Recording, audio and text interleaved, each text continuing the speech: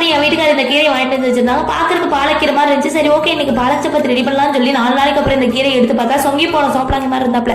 வாழதம்பி உனக்கு உயிர் கொடுக்குறேன்னு சொல்லி கிள்ளிலான்னு பார்த்தா அதுல என்னமோ பேர் வசலக்கீரைன்னு சொல்லி போட்டுருச்சு. இது என்னடா புது ரகமா இருக்கு. நான் கேள்விப்பட்ட வரைக்கும் பாலக்கீரை பசலக்கீரை இதெல்லாம் தான் கேள்விப்பட்டிருக்கேன்.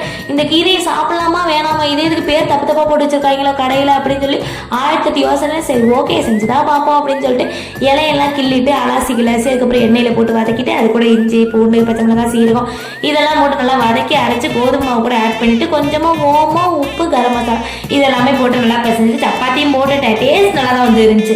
ஒரு பெருசா ஒன்றும் வித்தியாசமான இல்லை. அந்த கீரோட ஸ்மெல்லு மட்டும் தான் இருந்துச்சு. அது ஏன் வரும்னு சொல்லிட்டு தெரியல. இதுக்கு வேற சைட் டிஷ்ஷாக தக்காளி தொக்கு வேற வச்சிருந்தோம். நல்லா தட்டோட சேர்த்து வலிச்சு நக்கியாச்சு. என் வீட்டுக்காரருக்கு அந்த அன்னைக்கு வந்துட்டு ஊருக்கு போற வேண்டிய வேலை இருந்துச்சு. அவங்களுக்கும் சாயந்தரம் 5 மணிக்கே இதை பேக் பண்ணி கொடுத்து விட்டாச்சு. நீங்களும் செஞ்சு பாருங்கப்பா, நல்லா தான் இருக்கு. அவ்வளோதான். நாளைக்கு இன்னொரு மினி விளாக்ல பார்க்கலாம். நம்ம சேனல் பிடிச்சிருந்தா சப்ஸ்கிரைப் பண்ணி சப்போர்ட் பண்ணுங்க. பாய்.